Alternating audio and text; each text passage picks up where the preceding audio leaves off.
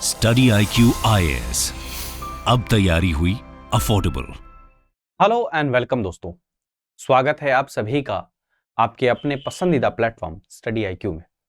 मैं प्रशांत तिवारी आप सभी का स्वागत करता हूं। दोस्तों कि आप सभी जानते हैं कि मैंने ऑलरेडी फर्स्ट वीक और सेकेंड वीक ऑफ मई का वीकली एनालिसिस कर चुका हूं PIB का। अब ये थर्ड वीक का हम क्या करने वाले हैं, PIB का वीकली एनालिसिस करने वाले हैं, जिसके अंदर मैं 16 से लेकर 22 मई तक के जो इंपॉर्टेंट आर्टिकल्स न्यूज में रहे PIB के अंदर में, उनका हम क्या करेंगे, डिस्कशन करेंगे। दोस्तों अगर आपको इसका PDF चाहिए तो एक चैनल है प्रशांत तिवारी PDF नाम से। दरअसल दो चैनल बने हुए हैं, एक किसी ने मेरे नाम से दूसरा एक चैनल बना लिया है, तो उसके अंदर में 7000 से ऊपर है, वो वाला नहीं है चैनल। एक में 5.8 या 5.7 के ऐसे सब्सक्राइबर होंगे, वो वाला चैनल है जिसके अंदर में कैप लगी हुई है, मेरी इमेज है। मैं कोशिश करूंगा नेक्स्ट टाइम से उस चैनल की फोटो भी अगर मैं डाल दिया करूं, तो आप सभी उस चैनल को ज्वाइन करा करिए, ठीक है। कोशिश करिएगा उसी चैनल को ज्वाइन करें। तो प्रशांत तिवारी PDF और यूजर नेम क्या है, प्रशांत तिवारी 26 उसका, ठीक है। तो कंफर्म कर लीजिए, ये यूजर नेम है, उसी को ज्वाइन करिएगा। वहां पर मैं इसका PDF शेयर कर दूंगा। आप इंस्टाग्राम ट्विटर पर भी कनेक्ट कर सकते हैं दोस्तों। अगर आप स्टडी IQ पर कोर्स परचेस कर रहे हैं तो PRT33 ये कोड यूज करें, क्योंकि आप सभी जानते हैं दोस्तों स्टडी IQ के ऊपर में लाइव कोर्सेज शुरू हो चुके हैं। बहुत ही शानदार कोर्स रहने वाला है, जिसके अंदर में आपको लाइव पढ़ाया जाएगा। तो आप सभी के सभी इस कोर्स को भी क्या कर सकते हैं, यहाँ से परचेस कर सकते हैं। चलिए शुरू करते हैं। सबसे पहली जो न्यूज है दोस्तों, वो बुद्ध जयंती पर दोस्तों हमारे प्रधानमंत्री नरेंद्र मोदी जी लुम्बिनी गए। लुम्बिनी नेपाल के अंदर में गए, और इसके बहुत सारे मायने हैं दोस्तों, बहुत सारे मायने। पॉलिटिकली भी बहुत इंपॉर्टेंट है और कल्चरल के लेवल पर भी देखा जाए तो बहुत ज्यादा इंपॉर्टेंट है। दोस्तों आप सभी जानते हैं कि रिसेंट ईयर के अंदर में नेपाल और भारत के अंदर में बहुत ज्यादा डिसकंटेंट रहा काफी सारे इश्यूज को लेकर। स्पेशली जब कोविड आया और जब उनके पूर्व प्रधानमंत्री ओली साहब थे, तब तो और ज्यादा सिचुएशन खराब रही। बहुत सारी सिचुएशन ऐसी आई जहां पर नेपाल ने पार्लियामेंट का सेशन बुलाया, वहां पर मैप को अपना क्या किया, दोबारा से रीड्रॉ कर दिया, और भारत की कई सारे टेरिटरी को शो किया कि ये उनका है। तो बहुत सारी सिचुएशन खराब हुई। उस बीच में वहां पर दोस्तों आप सभी जानते हैं कि चीन की जो प्रेजेंस है वो धीरे धीरे बहुत ज्यादा इंक्रीज होती जा रही है, हर लेवल पर। गवर्नमेंट के इंटरफेरेंस के लेवल पर भी देखा जाए, इकोनॉमिक इन्वेस्टमेंट के लेवल पर भी देखा जाए, और टाइज के लेवल पर भी देखा जाए, तो भी वहां पर उनकी प्रेजेंस इंक्रीज हो रही है। और वो भारत के लिए बिल्कुल भी सही नहीं है किसी भी एंगल से। तो दोस्तों इन सब स्फेयर के बीच में आप सभी एक और इशू को याद रखिए कि एक बहुत बड़ा सोशल मीडिया पर ये इशू चला कि बुद्ध का जन्म कहां हुआ। कई सारे लोग क्लेम करते हैं कि बुद्ध का जन्म भारत में हुआ, और कई लोग क्लेम करते हैं कि बुद्ध का जन्म लुम्बिनी नेपाल में हुआ।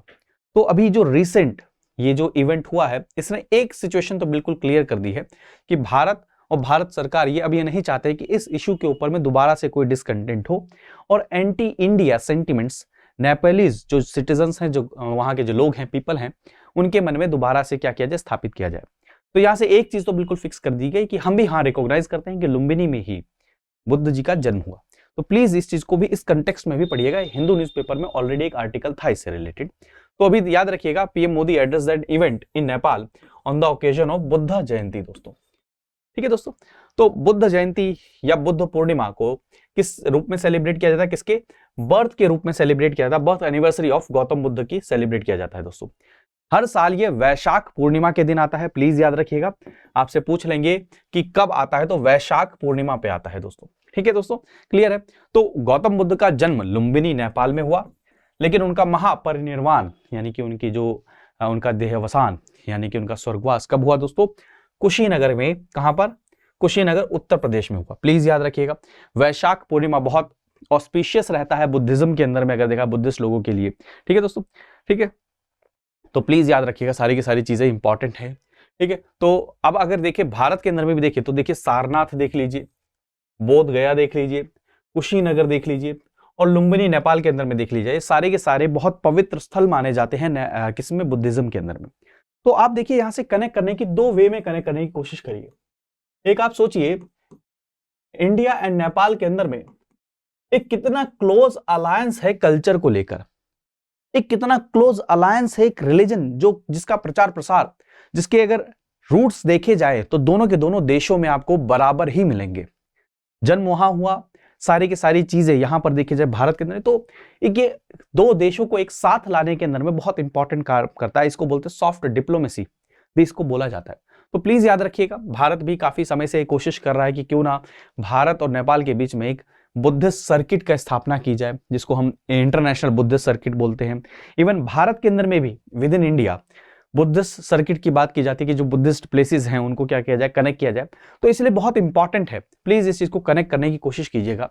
और मैं आपको फिर कह रहा हूं कि जो भारत इंडिया एंड नेपाल के जो रिश्ते हैं, स्पेशली जब नेपाल का कॉन्स्टिट्यूशन बना, वहां पर मधेसी वाला जो मूवमेंट हुआ उसके बाद में, फिर उसके बाद में अर्थक्वेक के बाद में, फिर उसके बाद में वहां पर जो सरकार बनी, इन सब कारणों के कारण में क्या हुआ, वहां पर एक तरीके से एंटी इंडिया या फिर भारत के अगेंस्ट सेंटिमेंट्स को क्या किया गया, बहुत ज्यादा प्रचार प्रसार किया गया वहां के जो लोकल लोगों के बीच में।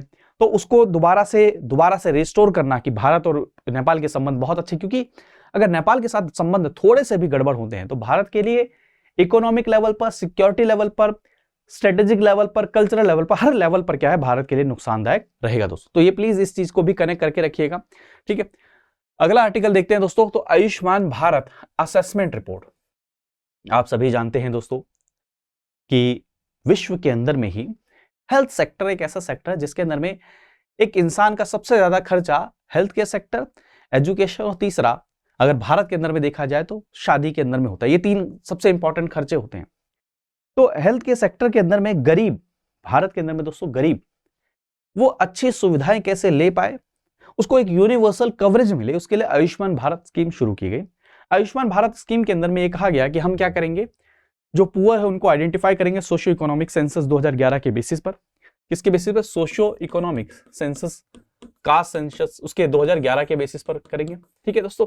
और उसके बेसिस पर हम आइडेंटिफाई करने के बाद में पर फैमिली, प्लीज याद रखिएगा, पर फैमिली, पर पर्सन नहीं, पर फैमिली 5 लाख रुपए देंगे।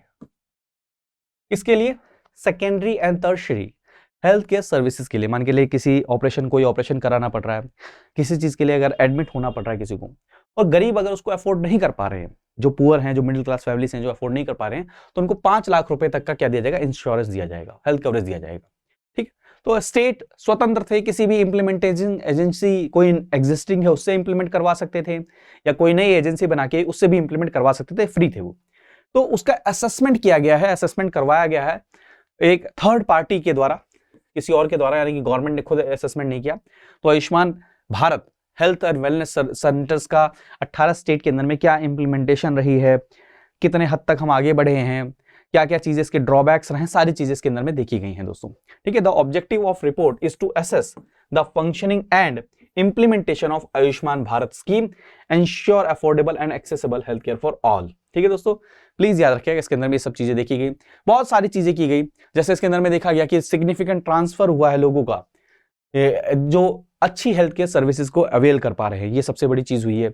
ये चीज क्या हुई है कि a significant transformation from a selective health care package to a comprehensive primary health care package was observe by report, ठीक है। इसके अंदर में बहुत सारी चीजें देखी गई कि कई सारे स्टेट्स क्या है ऑन ट्रैक हैं, जो इस स्कीम को अच्छे से इंप्लीमेंट कर रहे हैं, कई सारे स्टेट्स हैं जहां पर वो एक स्टेप और आगे जाकर सुविधाएं पहुंचा रहे हैं। तो सारी की सारी चीजें आपके लिए एग्जाम के पर्सपेक्टिव से क्या इंपॉर्टेंट है दोस्तों, आयुष्मान भारत योजना के ऑब्जेक्टिव और सारी की सारी चीजें, ठीक है, क्लियर है। अगला देखें, वाईडी सूरत, वाईडी उदयगिरी, ये 2 शिप हैं दोस्तों जिनको लॉन्च किया गया है, वॉरशिप हैं, क्या है, 2 फ्रंट लाइन वॉरशिप हैं, क्या, सूरत एंड उदयगिरी के नाम से। प्लीज याद रखिएगा, एग्जाम में कभी पूछ लिया जाए तो आप याद रखेंगे। तो सूरत, ये प्रोजेक्ट 15B के अंदर में डिस्ट्रॉयर है जो बनाया गया है, और ये क्या नाम है, प्रोजेक्ट 15B है क्या दोस्तों, वो शिप, वो वाले शिप हैं जो नेक्स्ट जनरेशन के द्वारा इक्विप्ड हैं। और वो किस चीज में है, next generation guided missile destroyer, यानी कि मान के चलिए कभी वॉर हो जाती है तो इन शिप के थ्रू हम सामने वाले के जो एसेट्स हैं, इंफ्रास्ट्रक्चर, उनको हम डिस्ट्रॉय कर सकते हैं। तो प्रोजेक्ट 15B के अंदर में हम क्या कर रहे हैं, ऐसे डिस्ट्रॉय बनाने की कोशिश कर रहे हैं। तो प्रोजेक्ट B के अंदर में ही क्या आ रहा है, सूरत आपका बनाया गया है, ठीक है। और सूरत आपको पता है, सूरत क्या है, आपके गुजरात के अंदर में है, जहां पर जिसको हम बोलते हैं कमर्शियल कैपिटल बोलते हैं दोस्तों। तो प्लीज याद रखिएगा, इसलिए इसका नाम रखा गया सूरत। इस 15B की कैटेगरी में क्या है, 4th शिप है, क्या है, फोर्थ शिप है। तो आपसे पूछ लेंगे recently Surat and Udaygiri news ये क्या है, तो आपको पता होना चाहिए क्या है, वॉरशिप है। क्या है ये दोस्तों, वॉरशिप है। ठीक है, it has been built on block construction methodology which involves, ठीक है, which involves whole construction at 2 different geographical location, मतलब मान के चलिए 2 अलग अलग जगह पर कंस्ट्रक्शन किया गया, फिर उसको एक जगह पर लाकर क्या किया गया, मर्ज कर लिया गया, यानी कि उसको, ठीक है। तो प्लीज याद रखिएगा, ठीक है, क्लियर है, ज्वाइन टुगेदर। अगला उदयगिरी के अगर बारे में देखा जाए तो उदयगिरी कहां पर है, एक माउंटेन रेंज है दोस्तों, कहां पर, आंध्र प्रदेश के अंदर। अब यहां से देखिए फैक्ट है, बहुत अच्छा फैक्ट है, आपसे पूछ लेंगे कि उदयगिरी रेंज कहां पर है, तो आपको पता होना चाहिए आंध्र प्रदेश के अंदर में है। और ये दोस्तों ये थर्ड शिप है किसके अंदर में, जो प्रोजेक्ट 17A फ्रिगेट्स के अंदर में आता है। ठीक है, इससे पहले देखा जाए तो शिवालिक था, शिवालिक का क्या है, मॉडिफाइड वर्जन है। तो प्लीज मैं कह रहा हूं आपको, इतना टेक्निकल अगर आपको नहीं समझ में भी आ रहा है तो प्लीज इनके नेम जरूर याद रखिएगा। ठीक है दोस्तों, क्लियर है, ठीक है, क्लियर है। और ये इसके अंदर मैनेजमेंट सिस्टम जो इसके अंदर में यूज किया गया वो हाईली मतलब एडवांस मैनेजमेंट सिस्टम है। ठीक है, तो under project 17A 7 ships on the construction, 7 ships और बनाई जा रही हैं। तो प्लीज याद रखिएगा, बस वो 17A के अंदर में ये है और वो 18 के अंदर में था। ठीक है, ठीक है, क्लियर है, ये याद रखिएगा। ये क्या है, ये सॉरी 15B के अंदर में है और वो 17 के अंदर में, 17A के अंदर में। ठीक है, अगला जो है दोस्तों, state of inequality report in India, state of inequality report in India.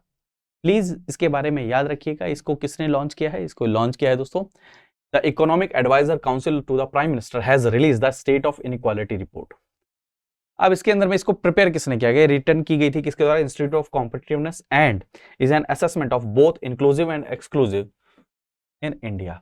देखिए दोस्तों, भारत के अंदर में इनइक्वालिटी, इनइक्वालिटी का मतलब क्या, गरीब और गरीब होना, अमीर और अमीर होना। और ये जो इनइक्वालिटी होती है, गरीबी और अमीरी, सिर्फ और सिर्फ पैसे तक ही नहीं सीमित रहती, सोशल, पॉलिटिकल, इन सब लेवल पर, यानी कि जिसको हम बोले जाए सोशियो इकोनॉमिक इनइक्वालिटी, उसको भी इंक्रीज करता है। मान के चलिए हेल्थ केयर सेक्टर की सुविधाएं अगर आप ले पाएंगे या नहीं ले पाएंगे, वो भी एक प्रकार की इनइक्वालिटी है कि कोई अफोर्ड कर पाता है, कोई नहीं कर पाता। तो ये सारी प्रकार की इनइक्वालिटीज को क्या किया जाता है। और भारत के अंदर आपको पता है कि काफी सारे रिपोर्ट आई जिसके अंदर में बताया गया कि इनइक्वालिटी भारत के अंदर में बढ़ रही है दोस्तों। जी हाँ, तो मैंने जैसा कि आपको बताया कि इनइक्वालिटी का मतलब सिर्फ और सिर्फ पैसे की इनइक्वालिटी नहीं है, मल्टी डायमेंशनल इक्वालिटी की भी बात कर सकते हैं, मल्टी डायमेंशनल इनइक्वालिटी की बात कर सकते हैं, मल्टी डायमेंशनल पॉवर्टी की बात कर सकते हैं कि गरीबी सिर्फ पैसे वाली गरीबी नहीं, आपका सोशल कंडीशन क्या है, एजुकेशन से रिलेटेड सर्विसेज आपको मिल रही है नहीं मिल रही, आप अफोर्ड कर पा रहे हैं नहीं कर पा रहे हैं, हेल्थ से रिलेटेड सर्विसेज को आप अफोर्ड कर पा रहे हैं नहीं कर पा रहे। तो इस प्रकार की, तो प्लीज डेफिनेशन नहीं, लेकिन ये याद रखिएगा कि state of inequality report in India ये किसके द्वारा रिलीज की गई है, आपके इकोनॉमिक एडवाइजरी काउंसिल के द्वारा रिलीज किया गया है। तो प्लीज याद रखिएगा, इसने काफी सारी रिपोर्ट कंपाइल किया है, जैसे मान के चलिए हेल्थ, एजुकेशन, हाउस होल्ड, इन सब के अंदर में, लेबर मार्केट के अंदर में कि जेंडर इनइक्वालिटी कितनी है, कि लेबर मार्केट में वेजेस मेल को डोमिनेंट को ज्यादा मिलता है, फीमेल को कम मिलता है, ये सारी की सारी चीजें इसके अंदर में क्या की गई हैं, एनालाइज की गई हैं। ठीक है, तो क्या फाइंडिंग, क्या first time state of inequality report है एम्फेसाइज्ड इनकम डिस्ट्रीब्यूशन की, इनकम डिस्ट्रीब्यूशन कैसा, कितना ज्यादा इनइक्वल है हमारे यहाँ पर, कि कॉन्सेंट्रेशन ऑफ वेल्थ, ये सबसे इंपॉर्टेंट है। आपको पता है कि डीपीएसपी के अंदर में जिक्र है कि स्टेट की ये रिस्पॉन्सिबिलिटी है, क्या है, स्टेट की ये रिस्पॉन्सिबिलिटी है कि वो इंश्योर करें कि कैसे वेल्थ का कॉन्सेंट्रेशन एक जगह पर ना हो। तो ये उसका भी जिक्र करते हैं इसके अंदर में। तो सारी की सारी चीजें according to data available from the PLFS there exist in certain level of income disparity. Already मैंने आपको जिक्र किया कि किसको कितने वेजेस मिल रहे हैं, कितने इनकम मिल रहे हैं, उसके अंदर भी बहुत ज्यादा डिस्पैरिटी देखने को भारत के अंदर में मिलती है, इनइक्वालिटी देखने को मिलती है। तो सारी की सारी चीजें इसके अंदर में क्या की गई हैं, जिक्र की गई हैं दोस्तों। ठीक है दोस्तों, अगर देखा जाए तो यहां पर एक और बहुत इंपॉर्टेंट फैक्ट देखा गया कि जो खुद काम कर रहे हैं, यानी कि किसी के लिए काम नहीं कर रहे हैं, सेल्फ एम्प्लॉयड हैं, वहां पर सबसे ज्यादा, यदि कि देखें, the share of self employed workers was found to be highest in the lowest income categories. यानी कि दोस्तों एक बहुत बड़ा मैसेज मिलता है कि इतने लार्ज स्केल पर सेल्फ एम्प्लॉयमेंट हुआ है। मतलब ऐसा नहीं है कि लोगों ने खुद के अपने इंडिविजुअल स्टार्टअप नहीं करे, लेकिन सेल्फ एम्प्लॉयमेंट मतलब रेडी पटरी इंडिविजुअल वाला, इंडिविजुअल, वहां पर सबसे कम क्या है, लोवेस्ट इनकम रहती है इनकी। और इस कारण से वो इनइक्वालिटी धीरे धीरे क्या हो रही है, और इंक्रीज होती जा रही है। मैं फिर बार बार इस चीज को दोहरा रहा हूं, आपको बार बार कहूंगा कि सिर्फ इसको ये मत समझिए कि पैसा हाथ में कितना आ रहा है, बस इतनी ही। ये बहुत ज्यादा इंपॉर्टेंट है इस चीज को समझना कि उसके और कॉन्सिक्वेंसेस कितने होते हैं, कि भैया आप कौन से स्कूल में अपने बच्चे को पढ़ाओगे, ये आपकी इनकम पे डिपेंड करता है। आप अपनी इनकम के हिसाब से डिसाइड करते हैं कि भैया प्राइवेट हेल्थ के सेक्टर में लेकर जाना है किसी पेशेंट को, या गवर्नमेंट हेल्थ फैसिलिटीज का क्या एनवेल करना है। तो सारी की सारी चीजें की क्या चीज आती है, इसके बेसिस पर हम एनालिसिस कर सकते हैं। तो प्लीज इस चीज को कनेक्ट करके रखिएगा कि इनइक्वालिटी सिर्फ और सिर्फ एक ही लेवल पर इनइक्वालिटी नहीं है। वुमेन का रिप्रेजेंटेशन कहां पर, पॉलिटिकल सिस्टम के अंदर में, वुमेन का रिप्रेजेंटेशन इकोनॉमिक स्फीयर में, ये सारी की सारी चीजें क्या है, इनइक्वालिटी इक्वालिटी को मेजर करने के अंदर में काम आती है। तो जिसको multi dimensional inequality, multi dimensional equality, multi dimensional poverty, ये सारी चीजें हम बोलते हैं दोस्तों। ठीक है, अगला देखें दोस्तों, ये फैक्ट है, इस चीज को याद रखिएगा, इंटरनेशनल म्यूजियम डे। तो इंटरनेशनल म्यूजियम डे कब मनाया जाता है दोस्तों? 18 मई को मनाया जाता है इंटरनेशनल म्यूजियम डे दोस्तों। अब भारत के अंदर में इसकी प्रेजेंस क्या है? दरअसल दोस्तों भारत के अंदर में जो इंटरनेशनल म्यूजियम डे है, वहां पर आपने नोटिस किया होगा कि रिसेंटली कई सारे रीजन्स के अंदर में म्यूजियम बनाने के ऊपर में बहुत ज्यादा जोर दिए जा रहे हैं। तो इसका मैसेज क्या है, इसका मोटिव क्या है? इसका मोटिव यह है दोस्तों कि लोगों को अवेयर करना उनके रिच हेरिटेज कल्चर के बारे में। तो उसके अंदर में म्यूजियम बहुत इंपॉर्टेंट रोल प्ले करता है दोस्तों। The government of India has been actively involved in reviving the museums in the country, thereby conserving the rich heritage of our past. अब देखिए म्यूजियम अलग अलग प्रकार के हो सकते हैं। किसी रीजन के अंदर में वहां के जो लोकल ट्राइब का क्या पास्ट रहा वो भी म्यूजियम हो सकता है। नेशनल लेवल पर भारत का फ्रीडम स्ट्रगल, वो म्यूजियम हो सकता है। ठीक है, समझ रहे हैं? ये तो ये अलग अलग प्रकार के हमारे कल्चर, हमारे यहां पर कौन कौन से राजा रहे, कौन कौन सी डायनेस्टी रही, ये सारे के सारे अगर म्यूजियम के माध्यम से पोर्ट्रे किया जाए तो बच्चे भी, अडल्ट भी, हर किसी को क्या मिल सकता है, उसके बारे में नॉलेज, जानकारी मिल सकती। ठीक है,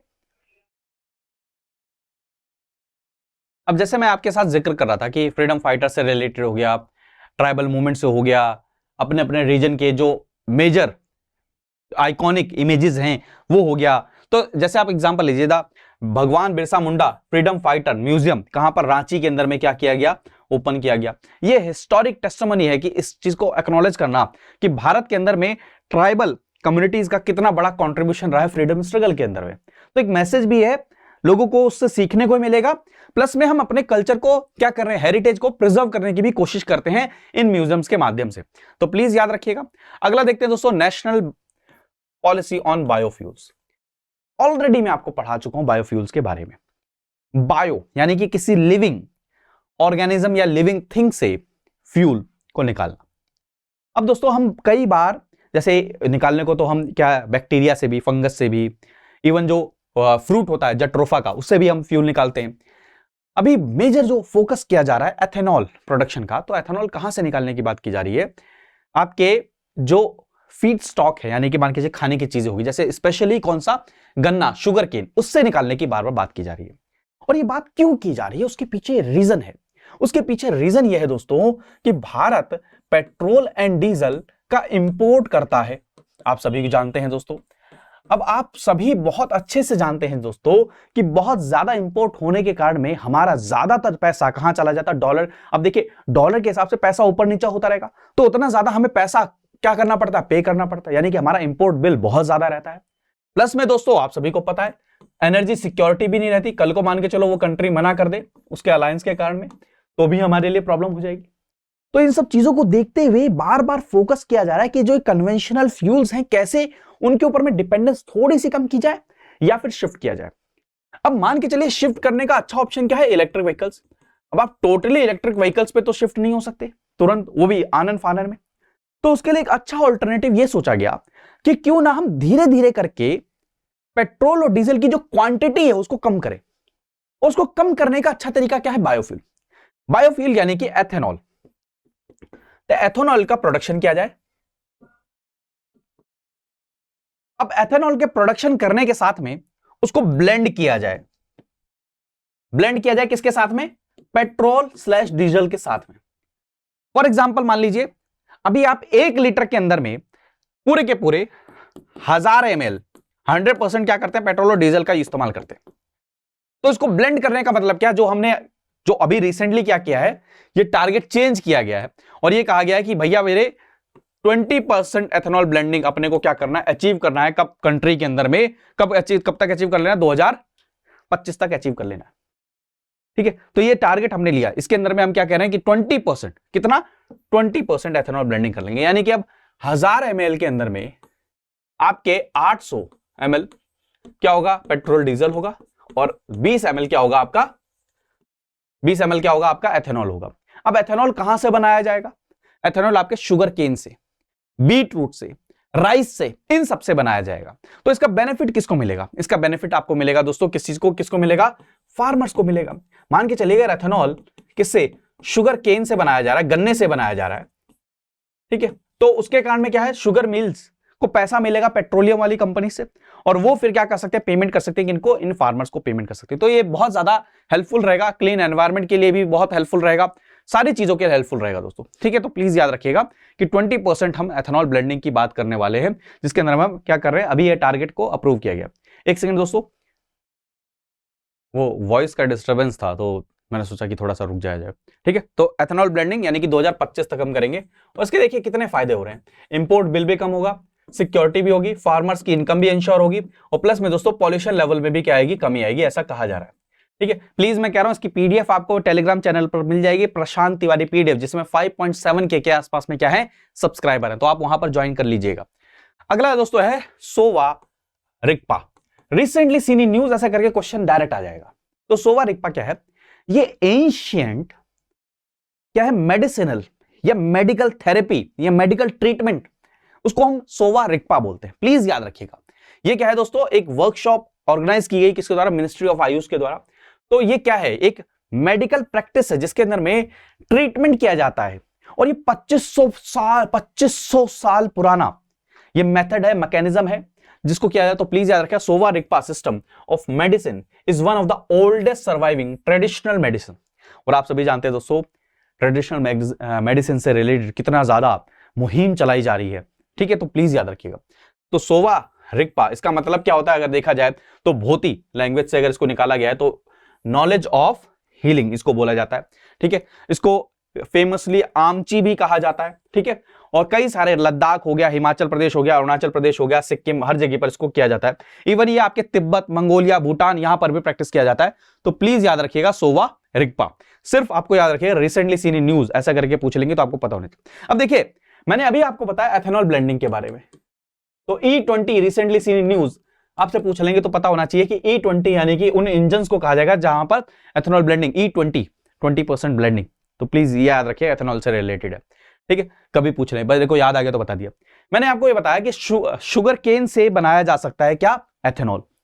और दोस्तों गवर्नमेंट में मेजर फोकस कर रही है शुगर केन के ऊपर में।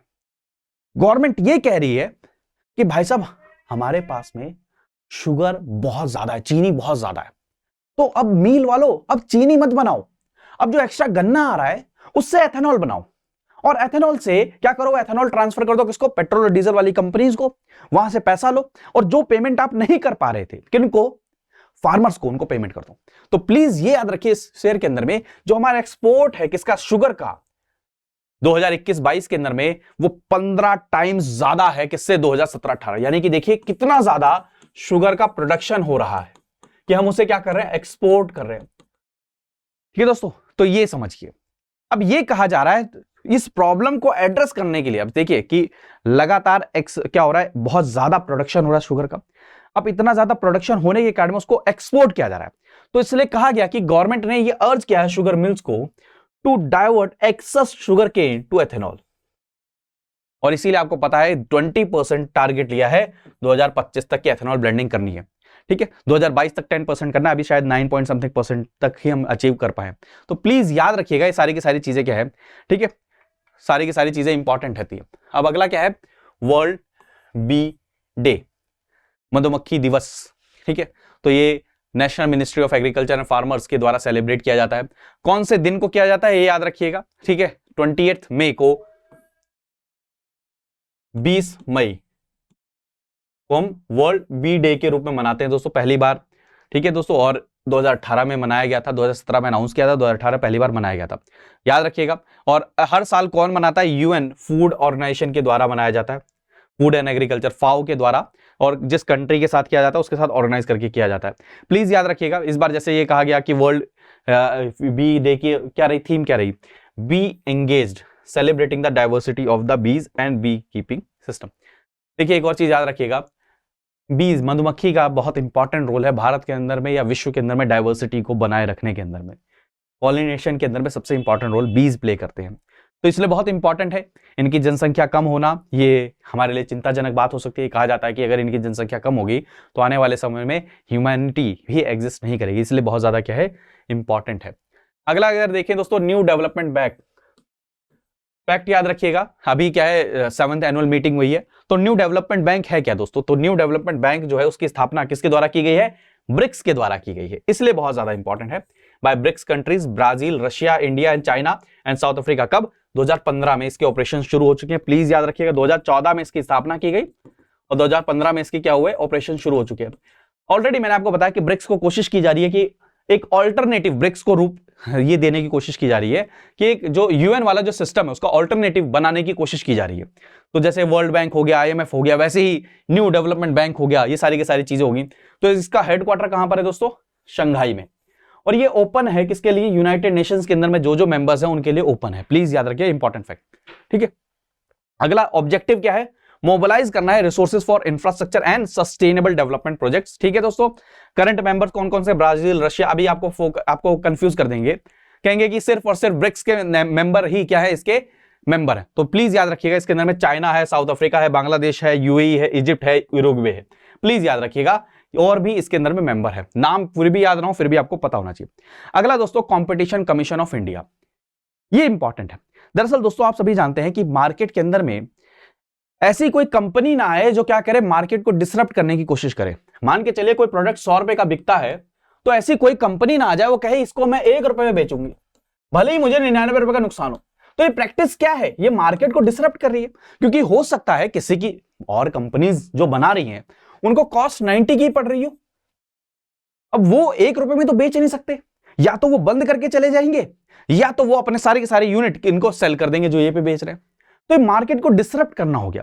तो कंपटीशन कैसे बना रहे, क्योंकि मार्केट के अंदर में कंपटीशन नहीं होता है तो अल्टीमेट नुकसान किसको होता है? कंज्यूमर को होता है दोस्तों।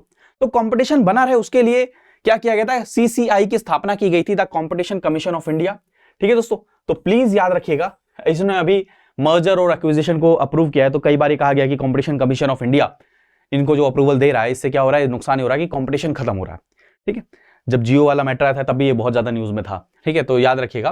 तो ये कंपटीशन कमीशन ऑफ इंडिया जो स्टैब्लिश हुआ था कब? 2003 का एक्ट था, ठीक है, मतलब इसको बनाना था स्टैट्यूटरी बॉडी, प्लीज याद रखिए एक्ट के थ्रू, लेकिन इसको बनते बनते कब हो गया था? आपके 2009 में स्थापित हुआ, ठीक है, ड्यूली कॉन्स्टिट्यूटेड, ठीक है। तो एक्ट कौन सा है? Competition commission of act 2002। इसके अंदर में कौन कौन मेंबर होते हैं? चेयरपर्सन होते हैं, 6 मेंबर होते हैं जो सेंट्रल गवर्नमेंट के द्वारा अपॉइंट किए जाते हैं। ऑब्जेक्टिव क्या है कि सस्टेनेबल कंपटीशन कैसे है? मान के चलिए कल को चाइना है बाहर से और कहे भाई साहब 1 रुपए में बेच रहे हैं, यहाँ की तो सारी कंपनीज बर्बाद हो जाएंगी, कंपनीज कहां से प्रोडक्शन करेंगी, कहां से बेचेंगी? तो इस चीज को बचाने के लिए ये चीज किया गया, ठीक है। कंपटीशन बना रहे मार्केट के अंदर में, और जो डोमेस्टिक मैन्युफैक्चरर हैं या और भी जो मैन्युफैक्चरर हैं उनको किसी भी प्रकार का हनन ना हो, नुकसान ना हो। जियो वाली केस स्टडी मैंने कई बार सेशंस में डिस्कस किया है, उसको आप कनेक्ट कर सकते हैं, ठीक है। अगला देखें, अगला दोस्तों SOP issued for implementation of rice fortification. तो एक कॉन्सेप्ट याद रखिए, राइस फोर्टिफिकेशन, तो इसको इंप्लीमेंट कौन कर रहा है दोस्तों? प्लीज याद रखिए, department of food and public distribution is working to ensure the implementation of rice fortification, ठीक है। और इसके अंदर में food and food safety and standards authority of India FSSAI also important role play कर रहा है। तो राइस फोर्टिफिकेशन का मतलब क्या? भारत में देखा गया दोस्तों कि मेजर जो पॉपुलेशन है उसके अंदर में न्यूट्रिशन की बहुत ज्यादा कमी है, यानी कि माल न्यूट्रिशन है भारत के अंदर में, और उस माल न्यूट्रिशन को कमी को दूर करने के लिए क्या चाहिए? न्यूट्रिशन देना है। तो ऐसा कौन सा फूड है, ऐसा कौन से ग्रेन है जो पूरे पैन इंडिया में यूज किया जाए? तो देखा गया कि राइस सस्ता और सबसे ज्यादा क्या है पूरे वर्ल्ड के अंदर में या पूरे इंडिया के अंदर में सबसे ज्यादा यूज किया जाता है, हर घर में इसकी प्रेजेंस है। तो क्यों ना राइस को फोर्टिफाई किया जाए, यानी कि आर्टिफिशियली जो जो माइक्रो न्यूट्रिएंट्स की कमी है ह्यूमन के अंदर में डेफिशिएंसी है, जिनकी बहुत ज्यादा जरूरत है, उनको इसके अंदर में ऐड किया जाए। फिर पीडीएस सिस्टम, आप सभी को जानते हैं कि पुअर फैमिलीज को, बीपीएल फैमिलीज को फ्री में और कुछ कॉस्ट के अंदर में भी क्या किया जाता है, राशन प्रोवाइड किया जाता है। देखिए, एक जो बिल्कुल गरीब है उनको फ्री में राशन, और एक जो थोड़ा सा है उनको क्या किया जाता है, उनको थोड़े से कॉस्ट के ऊपर में राशन प्रोवाइड किया जाता है गवर्नमेंट के द्वारा। तो उसके अंदर में क्यों ना राइस जो है, फोर्टिफाइड राइस क्या है, उनको प्रोवाइड किया जाए। दूसरा, आपको पता है कि मिड डे मील के अंदर में क्यों ना फोर्टिफाइड राइस प्रोवाइड किया जाए। इससे रिलेटेड एक आर्टिकल आया था हिंदू न्यूज़पेपर, मैंने बहुत डिटेल में डिस्कस किया था। प्लीज, ये बहुत इंपॉर्टेंट है आपके एग्जाम के लिए, तो प्लीज याद रखिएगा राइस फोर्टिफिकेशन क्या है। तो इसको कौन काम कर रहा है, the department of food and public distribution working कर रहा है इसको। प्लीज याद रखिएगा सारी की सारी चीजें, जैसे मान के चलिए कोशिश की जा रही है कि शेड्यूल बनाया गया है, कहां कहां पर फोर्टिफाई किया जाएगा, किस लेवल पर फोर्टिफाई किया जाएगा, किस हद तक कहां कहां घरों तक पहुंचाया जाएगा, सारा का सारा क्या किया है, पूरा रिलीज किया गया है गवर्नमेंट के द्वारा। वो आपको डिटेल नहीं पता होनी चाहिए, बट ये पता होना चाहिए कि राइस फोर्टिफिकेशन पहली बात होता क्या है, कौन कौन सी ऑर्गेनाइजेशन इन्वॉल्व है और इसके अंदर में किया क्या जाएगा। ठीक है दोस्तों, क्लियर है। आगे बढ़े अगले आर्टिकल की तरफ। अगला जो है दोस्तों, नेचीफू टनल। प्लीज याद रखिएगा, नेचीफू टनल ऑलमोस्ट मान के चलिए कंप्लीट हो चुका है। ठीक है, तो ये कहां पर है दोस्तों, अरुणाचल प्रदेश के अंदर में है। ठीक है दोस्तों, नेचीफू टनल आपके कंस्ट्रक्ट किया जा रहा है कहां, बालीपारा, चरिद्वार और तवांग रोड के ऊपर में बनाया जा रहा है कामेंग डिस्ट्रिक्ट के अंदर में। 500 मीटर लॉन्ग डी शेप, ऐसी शेप, ऐसा टनल होगा। ठीक है, और प्लीज याद रखिएगा बहुत इंपॉर्टेंट है ये। ठीक है, किसके द्वारा बनाया जा रहा है, बीआरओ के द्वारा बनाया जा रहा है। ठीक है, प्लीज याद रखिएगा। आपसे लोकेशन पूछ सकते हैं कहां पर है, आंध्र प्रदेश की, एपी से आंध्र प्रदेश जा रहा है, अरुणाचल प्रदेश के अंदर में। ठीक है, प्लीज याद रखिएगा। और ये जरूरी है, बालीपुरा, चारिद्वार और तवांग बीसीटी रोड के ऊपर में बनाया जा रहा है कामेंग डिस्ट्रिक्ट के अंदर में। प्लीज याद रखिएगा। ठीक है, टनल के अंदर में। अगला जो है दोस्तों, नेशनल इनोवेशन फाउंडेशन, एनआईएफ। तो नेशनल इनोवेशन फाउंडेशन को दोस्तों अमेजन संभाव 2022 का अवार्ड मिला है। तो नेशनल इनोवेशन फाउंडेशन है क्या दोस्तों, इसको सन 2000 में स्थापित किया गया था। किसके अंदर में, department of science and technology के अंदर में। इनोवेशन फाउंडेशन यानी कि भारत के अंदर में कैसी कैसी इनोवेशन को प्रमोट किया जाए, कोई फाइनेंशियल इशू है उसको कैसे एड्रेस किया जाए, मान के चलिए कोई रिसर्च एंड डेवलपमेंट के अंदर में कुछ उनको और ज्यादा हेल्प चाहिए, उसको कैसे हेल्प की जाए। तो इसका ऑब्जेक्टिव क्या था, ये ऑटोनोमस बॉडी है जो department of science and technology के अंदर में काम करती है। और ये कैसे काम करती है, देखिए, that helps the industries with respect to energy needs, cost reduction and environment protection, जिससे वो क्या करें, नए नए टेक्नोलॉजिकल इनोवेशन को क्या कर सके जो भारत के लिए क्या रहेगा, हेल्पफुल रहेगा। तो प्लीज याद रखिएगा, बहुत ज्यादा में नहीं तो प्लीज याद रखिए कब फाउंडेशन इसका कब हुआ, क्योंकि मैंने रिसेंटली इस साल वाले पेपर में देख लिया कि बहुत सारे क्वेश्चंस ऑर्गेनाइजेशन बेस्ड आ जाते हैं कि भैया न्यूज में था तो वो पूछ लेंगे कि इसका क्या क्या काम है। तो इसका काम क्या क्या है, देखिए, किस चीज से, एनर्जी से रिलेटेड, कॉस्ट रिडक्शन से रिलेटेड और एनवायरमेंट प्रोटेक्शन से रिलेटेड सारी की सारी चीजें हैं। ठीक है दोस्तों, क्लियर है। ठीक है, अगला जो है दोस्तों, मिशन। अगला क्या है, वर्ल्ड इकोनॉमिक फोरम। इस ऑर्गेनाइजेशन के बारे में प्लीज पढ़ लेना, इससे रिलेटेड जो रिपोर्ट्स आती हैं वो जरूर पढ़ लेना। ऑलरेडी कई बार डिस्कस कर चुका हूं, ये इंटर गवर्नमेंटल ऑर्गेनाइजेशन है पब्लिक प्राइवेट कोऑपरेशन के लिए, वर्ल्ड इकोनॉमिक फोरम। ठीक है, ये नॉट फॉर प्रॉफिट ऑर्गेनाइजेशन है, 1971 में बनाई गई थी। इसका हेड ऑफिस को आपका हेडक्वार्टर कहां पर है, जिनेवा, स्विट्जरलैंड के अंदर में दोस्तों। और यहां पर दोस्तों चाहे पॉलिटिकल लीडरशिप हो, चाहे बड़ी बड़ी कंपनीज के सीईओ हो, बड़े बड़े एनजीओज में काम करने वाले हों, सोसाइटी के अंदर काम, सबके सब इसके अंदर क्या करते हैं, पार्टिसिपेट करते हैं, जो एक पॉजिटिव चेंज लाने के लिए कोशिश करते हैं कि कैसे एक इंसान के अंदर में, लाइफ के अंदर में पॉजिटिव चेंज लाया जाए, environment, economy, life sustainable development, सारी की सारी चीजें। तो दावोस के अंदर में इसकी क्या होती है, मीटिंग होती है, और प्राइम मिनिस्टर नरेंद्र मोदी जी ने भी यहाँ पर स्पीच दी थी। इस कारण से क्या हो जाता है, इंपॉर्टेंट हो जाता है। ठीक है, चलें आगे बढ़े। अगला है दोस्तों, clean air for all mission. ये किसके द्वारा लॉन्च किया गया है, union minister for environment, forest and climate change urged for making the clean air for all a participative mission. Clean air for all का मतलब क्या दोस्तों, आप सभी जानते हैं कि भारत के अंदर में दोस्तों बहुत बड़ी समस्या ये उभर कर आ रही है, जहां पर एनवायरमेंटल पॉल्यूशन बहुत ज्यादा हो रहा है। आप जानते हैं PM 2.5 पार्टिकुलेट मैटर हो गया, PM 10 पार्टिकुलेट मैटर हो गया, इसका पॉल्यूशन लेवल, ये कहा जा रहा है कि आने वाले समय में सबसे ज्यादा डेथ रेट अगर किसी कारण से होगी तो पॉल्यूशन के कारण में होगी। तो भारत के अंदर कई सारे स्कीम्स लागू की गई, जिसके अंदर में कोशिश की जा रही है कि कैसे पॉल्यूशन को धीरे धीरे करके क्या किया जाए, कम किया जाए। तो प्लीज याद रखिए, ये न्यू मिशन है, clean air for all, will be started in 2022, 2022 में किया जाएगा। किस चीज के लिए, कि आपका पॉल्यूटेंट्स को कैसे कम किया जाए हमारे एनवायरनमेंट के अंदर में दोस्तों, पहला पॉइंट। ठीक है, द मिनिस्टर आज, जिसके अंदर में यूथ को पार्टिसिपेट करने के लिए उन्होंने कहा कि भाई आप सबके सब पार्टिसिपेट करिए, आप सब पार्टिसिपेट नहीं करेंगे तो कैसे काम चलेगा। ठीक है, तो ये सारी की सारी चीजें हैं। ठीक है, इवन आपको पता होगा कि national clean air programme NCAP भी शुरू किया गया था, जिसके अंदर में हमने टारगेट लिया था कि पार्टिकुलेट मैटर्स को कैसे धीरे धीरे कम करेंगे, एयर क्वालिटी को कैसे बढ़ाएंगे। आपको पता है एयर क्वालिटी इंडेक्स इन्हीं सब मैकेनिज्म के द्वारा निकाला जाता है, जिसके अंदर अलग अलग स्टेट्स के अंदर में क्या क्या एयर क्वालिटी इंडेक्स है ये पता चले। तो बहुत सारी चीजें शुरू की गई हैं, रिजल्ट क्या आता है देखना पड़ेगा। बट प्लीज ये याद रखिएगा कि हमारे को एक टारगेट हमने लिया पार्टिकुलर एनकैप के अंदर, पार्टिकुलर मैटर्स को हम कम करेंगे 2.5 और कब तक 20 to 30% 2024 तक हमने कम करने का क्या लिया है, टारगेट लिया है। PM 2.5 और PM 10 को हमने कम करने का टारगेट लिया। तो ईयर पूछ लेते हैं कई बार। ठीक है, और 35 से 50% कब करेंगे, 25 से 26 के बीच में पूछ लेते हैं कई बार। अगला दोस्तों है क्या है, portal bio rap, double R है। ठीक है, ये क्या है दोस्तों, तो बायोटेक्नोलॉजिकल से रिलेटेड, बायोटेक से रिलेटेड जो रिसर्चर हैं और उससे रिलेटेड जो स्टार्टअप्स है उनको एक जगह पे लाना। तो ये क्या है, bio rap portal is a single national platform है, पोर्टल है जहां पर बायोटेक रिसर्चर एंड स्टार्टअप दोनों के दोनों रहेंगे। ठीक है, ईज ऑफ साइंस के रूप में देखा जाए, जो ईज ऑफ साइंस किसका हिस्सा है, ईज ऑफ डूइंग बिजनेस के अंदर में है दोस्तों। ठीक है, तो प्लीज याद रखिएगा। ठीक है, एक तरीके से बायोलॉजिकल रिसर्चर को इसके अंदर में बहुत क्रेडिबल आइडेंटिफिकेशन या फिर एक्नॉलेजमेंट मिलेगा और उनका यूज स्टार्टअप के द्वारा किया जा सकता है। कैसे किया जा सकता है, सारी की सारी चीजें हैं, उनके रिसर्च को कैसे यूज किया जा सकता है। मान के चलिए किसी स्टार्टअप को उनकी जरूरत है तो वो कैसे करेंगे।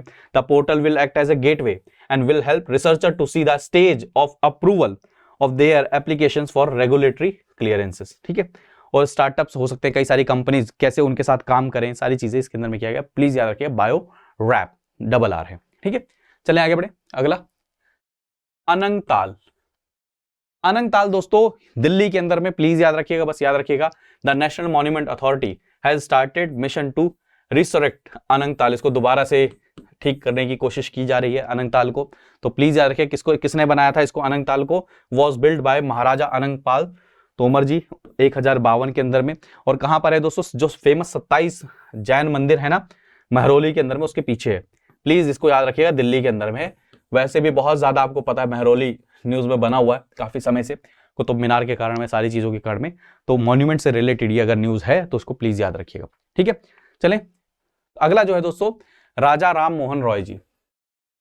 तो मिनिस्ट्री ऑफ कल्चर ने अभी 250 जो बर्थ एनिवर्सरी है राजा राम मोहन रॉय जी की मनाने की घोषणा करी है, उसको मना रहे हैं। तो उसके अंदर में इनके बारे में देख लीजिए। राजा राम मोहन रॉय जी दोस्तों Indian religion, social and educational reformer रहे हैं। ठीक है दोस्तों, इनका जन्म 1772 के अंदर में हुआ था, राधानगर बंगाल के अंदर में दोस्तों। और इनको फादर ऑफ मॉडर्न इंडिया भी कहा जाता है। और ब्रह्मो समाज के बारे में आप सभी ने पढ़ा होगा, उसके स्थापक थे और मॉडर्न हिस्ट्री के अंदर में बहुत इंपॉर्टेंट रोल है। ठीक है, सोसाइटी के अंदर में कास्टिज्म जो है, जो पूजा मूर्ति वाली जो पूजा होती है उसके खिलाफ में, सारी की सारी चीजों के खिलाफ में इन्होंने काफी कुछ किया, काफी कुछ लिखा। तो प्लीज याद रखिएगा, फादर ऑफ बंगाल रेनेसेंस भी इनको कहा जाता है। तो प्लीज याद रखिएगा, काफी विरोध भी होता है कि क्या क्या चीजें कैसे क्या है, कहां पर क्या क्या यूज किया जाता है वर्ड। तो प्लीज इस चीज के रिगार्डिंग आप प्लीज यहां पर देखिए, यूपीएससी की टेंडेंसी ये रहती है कि वो पर्सनैलिटी बेस्ड क्वेश्चन कई बार पूछते हैं। तो राजा राम मोहन रॉय जी के बारे में क्वेश्चन पूछ लें तो अच्छा, आप इससे फैक्ट एक पूछता हूं कि राजा जो ये वर्ड है ये किसने दिया था मोहन रॉय जी को।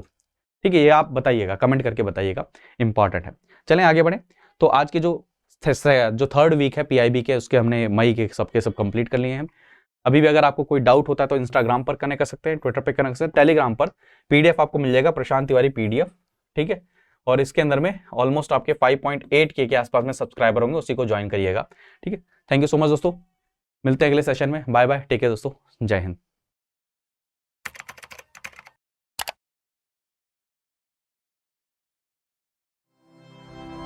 स्टडी IQ IAS, अब तैयारी हुई अफोर्डेबल।